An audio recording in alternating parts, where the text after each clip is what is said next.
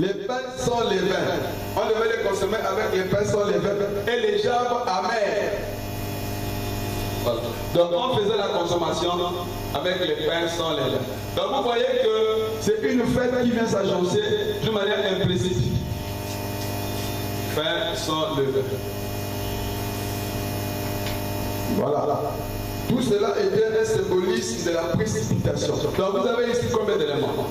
1, 2, 3, 4, 5, 6, 7. Donc 7 éléments qui constituaient la Pâque. Et lorsque vous faisiez cela, vous avez accompli la Pâque. Bien. Tout ça signifie quoi? Tout cela était le symbole de la précipitation de leur délivrance et l'amertume de leur servitude. Parce qu'on a parlé de beaucoup de choses ici. Chaque élément ici a un rôle ici. C'est significatif. On ne va pas s'étaler dessus. Mais je voulais seulement montrer que il y a ici le symbole de leur délivrance. Ensuite, la partie la plus essentielle, c'est sur les gerbes amères. Pourquoi il fallait utiliser les gerbes amères? C'est pour montrer l'amertume de l'esclavage, la souffrance qu'ils avaient endurée là-bas en Israël, les douleurs. Et je vous dirais même que c'est la chose qui a fait de sorte que quelque chose puisse descendre. Quand vous parcourez la partie là où Dieu avait rencontré Moïse, il a dit, j'ai écouté les cris de mon peuple. J'ai vu l'oppression que le feu subit les Égyptiens.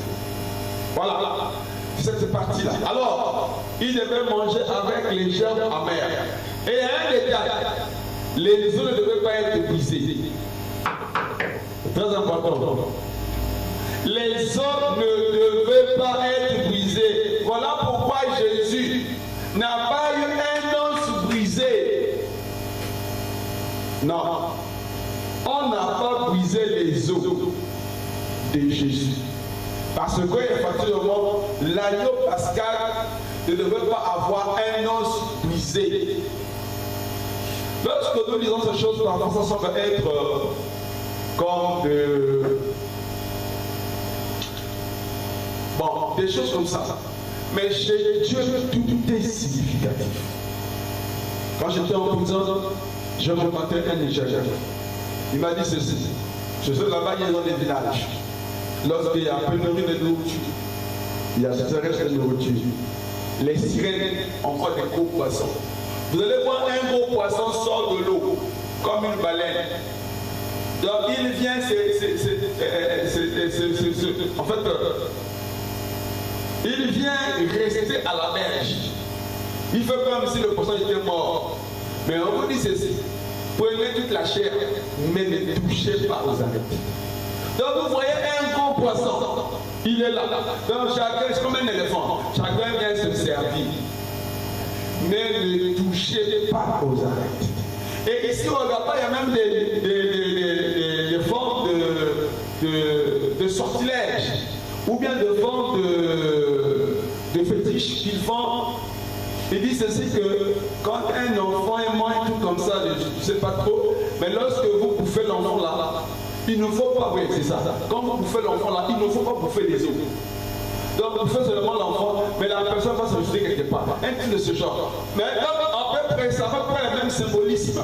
Et ici aussi, lorsqu'on faisait la célébration de la Pâque, les os de l'agneau ne devaient pas être broyés.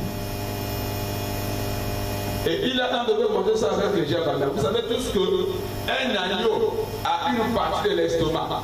Et imaginez un peu comment c'est. Donc il y avait toutes ces saletés-là à l'intérieur. Bon, Dieu sait pourquoi il a dit que ce soit un agneau de 1 an. Est-ce que c'était un agneau de plus d'1 an? Ça pouvait se marcher. Là, je ne sais pas. Parce que les éléments dont il est question ici, les éléments qui sont ignorés, vous devez savoir que Dieu, c'est un grand scientifique. Vous savez tous que les scientifiques, ce sont des déchets. Mais si Dieu a permis que eux puissent manger ça avec les gerbes amères, il sait pourquoi il a permis. Mais si on peut prendre un agneau de plus d'1 an, cela peut-être va avoir des désagréments chez les gens. Parce que imaginez par exemple, vous allez prendre un mouton, un vieux mouton, vous allez commencer à manger avec les excréments là. Je ne sais pas. On avait recommandé un agneau de 1 an, pas plus de 1 an, qui n'avait pas de tâches, qui n'avait pas de problème. Alors, donc ici, on finit avec quoi?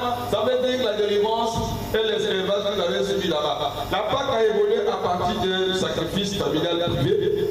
L'agneau était immolé à la maison. Celui d'un sacrifice solennel et élaboré, effectué au temple de Jérusalem. Donc, au fil du temps, les choses avaient changé.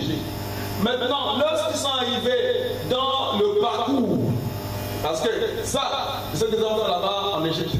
Mais dans le parcours, ça avait changé. La célébration était divisée en deux parties. L'une célébrée au temple et l'autre à la maison. Donc la Pâque se faisait en 2 parties. Donc il y avait une partie qui était célébrée au temple et l'autre partie à la maison.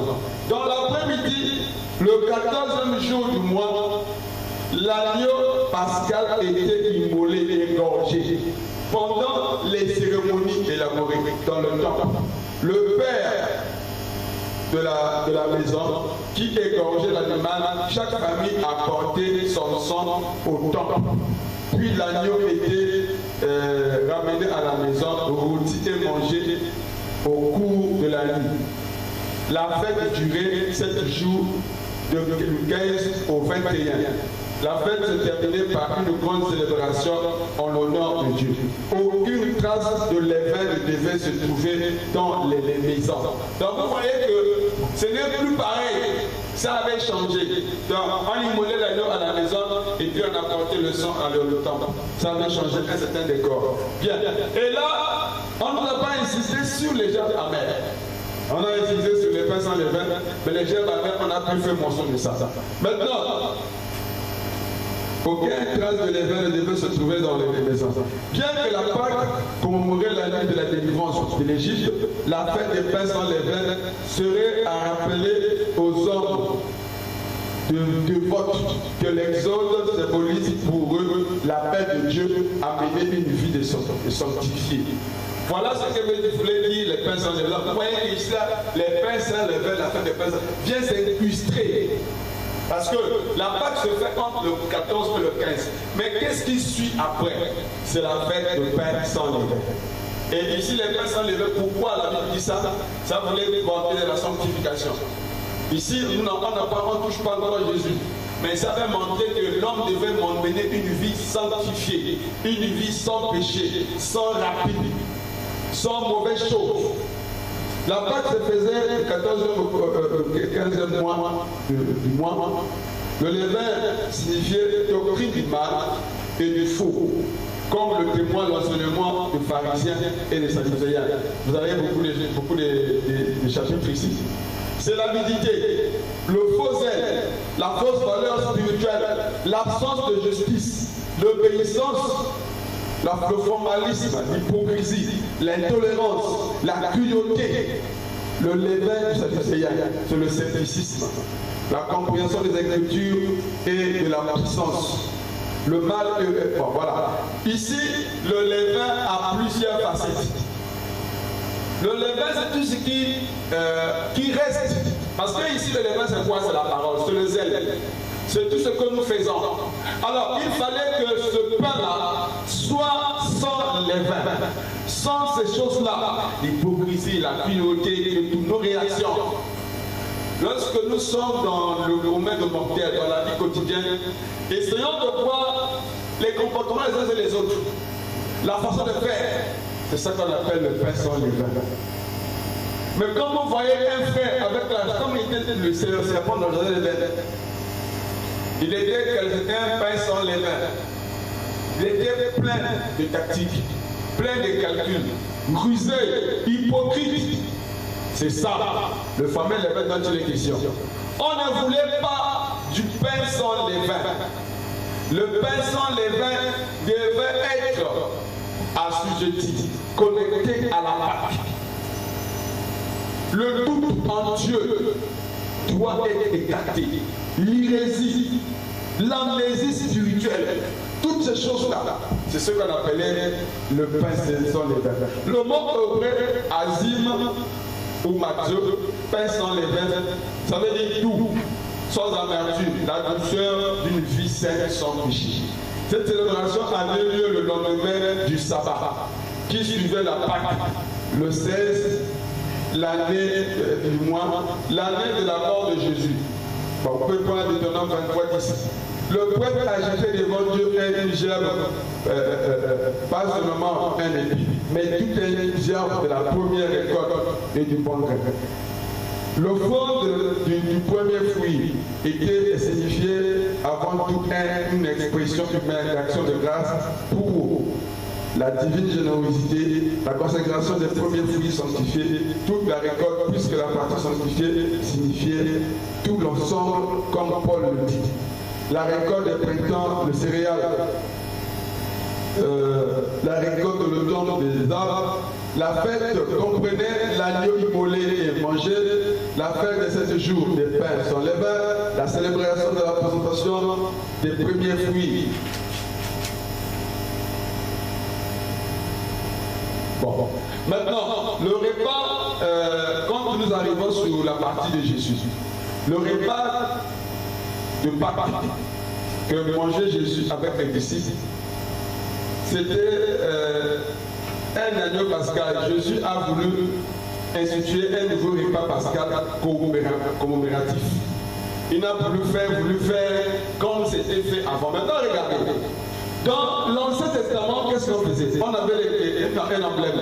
vous avez là dans la Pâque juive un agneau qui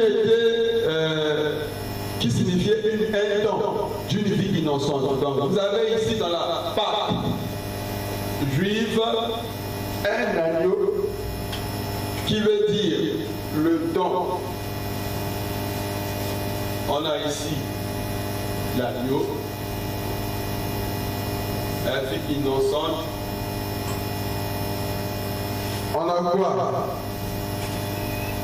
Vous avez le sang, signe de la protection, de l'alliance faite avec Dieu, des signes de protection, alliance avec Dieu. Vous avez le pain sans levain, symbole de purité. Pain sans levain. C'est le symbole de pureté. Vous avez ici les herbes amères. Ça rappelait les douleurs de l'esclavage. Les herbes amères. Voilà. Vous avez quoi ici? Agneau, c'est la vie innocente. Vous avez le sang, c'est le signe de protection. Vous avez le pain sans levain, c'est la pureté. Et vous avez ici les gens qui rappelaient l'esclavage. Ça, c'est avec la Pâque juive. Maintenant, regardons ce qui se passe avec Jésus. Jésus vient, il change. Bien, c'est Jésus, qu'est-ce qui se passe? Vous avez les pains sans levain. C'est déjà ça existe dans sa Pâque. Ça veut dire quoi? Le corps de Christ, pureté de son être. Parce que ici, le pain sans levain sont en rapport avec Jésus-Christ lui-même. Donc le pain sans levain en rapport avec lui-même, avec Jésus. Après vous avez quoi? Le sang de Christ. Maintenant le sang de Christ est représenté par le vin. Par le vin rouge qu'ils avaient pris. Parce que lorsque Jésus a fait la Pâque, on n'a pas égorgé d'agneau. Mais le vin était le symbole, le symbolisme du sang de Jésus. Donc le sang de Jésus est correspondant au vin qu'ils avaient pris. Ici, nous avons le sang, le pain. Donc, ici, le sang, le pain. En fait, tout ça, ça se résolve avec Jésus lui-même. Parce que l'agneau lui-même, c'était lui, Jésus, qui devait être pendu, qui devait être immolé. Mais qu'est-ce qui se passe dans le parcours? Comme nous avons dit ici, ces choses ont subi des modifications. Même après Jésus, ces choses ont subi des modifications. Il y a eu des empereurs, des gens qui ont voulu bannir la loi juive, qui ne voulaient plus que les Juifs puissent observer ces fêtes-là. Ils ont voulu les bannir. Mais n'empêche que les Juifs, partout où ils sont dans le monde entier, ils observent ces fêtes-là. Alors, Frère Branham nous a dit, nous devons observer ces choses-là. Car c'est Dieu qui l'a recommandé. Et c'est comme c'est Dieu qui l'a recommandé, nous devons le faire. Maintenant, regardez. Les zodiacs interviennent encore dans cette fête. C'est parce qu'en vraiment, la Bible dit ceci, je dois venir un peu plus derrière que il devait célébrer la Pâque le mois d'avril. Or, vous savez tous que le mois d'avril est en rapport avec le signe de Verseau. Et la pierre qui va avec le mois d'avril, c'est le diamant. Jésus est né en avril, il est mort en avril. Et William Branham est né aussi en avril. C'est le premier mois chez Dieu. Quand vous lisez les livres d'Exode chapitre 12, qu'est-ce que Dieu dit à Moïse? Vous allez considérer le premier mois comme étant le mois d'Abib. C'est le mois là où Israël devait quitter l'Égypte pour sortir, pour aller adorer. Et même dans les zodiacs, il y a des rapports à ça. Et alors, il y a beaucoup de mystères que je vais encore dire qui sont liés avec ça. Presque 4 mystères qui sont liés avec la fête de Pâques. Donc c'est pour se dire que ce n'est pas une chose aussi si simple. Parce que c'est une chose qui sont être négligée. Alors, hier, j'étais en train de parler avec un pasteur. Il me parlait, les églises éveillées sont les premières à se critiquer l'église catholique. Oh, il faut les faire des remords. Oh, il faut ceci. Ne critiquez pas pour critiquer. Ce qu'il faut faire, lorsque eux ils font, rapprochez-vous, cherchez à savoir pourquoi eux ils font ça. Vous remarquerez ici que, comme vous disait Jean 12, qu'est-ce que la Bible dit que 6 jours avant, Jésus entra, s'apprêtait à partir à Jérusalem pour faire quoi? Célébrer la Pâque. C'est comme le baptême. C'est un devoir chrétien. Tu peux être fils de Dieu, mais tu dois accomplir ces choses-là. Jean-Baptiste, lorsqu'il a vu Jésus venir chez lui, il a dit à Jésus, mais quand tu viens chez moi, c'est moi qui devais venir chez toi. Jésus a dit, laissant accomplir toute justice. Jésus devait aller célébrer la Pâque. Et vous allez regarder qu'est-ce qu'il avait fait. Il était monté sur son ânesse, sur la note d'une ânesse. C'est-à-dire quelque chose de négligeable, de plus petit. Maintenant regardez, de tous les temps, Jésus n'avait jamais fait une entrée triomphale à Jérusalem. Mais c'est pendant ce Pâque-là, où il était en train de mourir, lorsqu'il est fils d'Odana, voilà, il y a eu quoi? Il y a eu les fêtes des rameaux. Aujourd'hui, on ne parle pas de ces choses-là. Bon, je n'ai pas dit, je n'ai pas dit ça. Mais tout ce que je sais, ça a une connotation. Les rameaux, c'est le symbolisme de la vie. C'est le symbolisme de la paix. Souvenez-vous quand nous parlons ici d'Éphraïm, lorsque le roi Cyrus avait demandé à ce qu'on puisse aller faire la fête des tabernacles, on avait fait ça avec les rameaux dans les territoires d'Éphraïm. Et ces choses-là sont mentionnées dans la Bible. C'est pas que Frère Branham est passé point jeune ici. Il nous a parlé de ces choses-là. Vous savez, il n'a pas trop perdu du temps pour lui appeler ça des petites choses. Mais n'empêche que c'est la parole de Dieu. Vous allez voir que les catholiques parlent de la fête des rameaux, tout ça. Et c'est pour essayer de nous allons parler de ça. Non! Nous restons sur le principe de William Branham. N'empêche que Jésus, lorsqu'il est rentré là-bas, les rameaux étaient là, on a mis les rameaux là-bas, tout ça, tout ça. Pourquoi? 6 jours avant la Pâque. Donc, quand avant la Pâque soit célébrée, il y a des choses qu'il faut faire. Donc, chez nous aussi, lorsqu'on va arriver le 14e jour, nous devons célébrer la Pâque. Vous remarquerez que dans la livre d'Exode, il avait dit que l'agneau devait être pris le 10e jour. Donc, avant le 14e jour, le 10e jour, on avait déjà pris l'agneau. Et Jésus aussi, le vrai agneau, avant la Pâque, devait déjà rentrer à Jérusalem pour que la Pâque se passe très bien.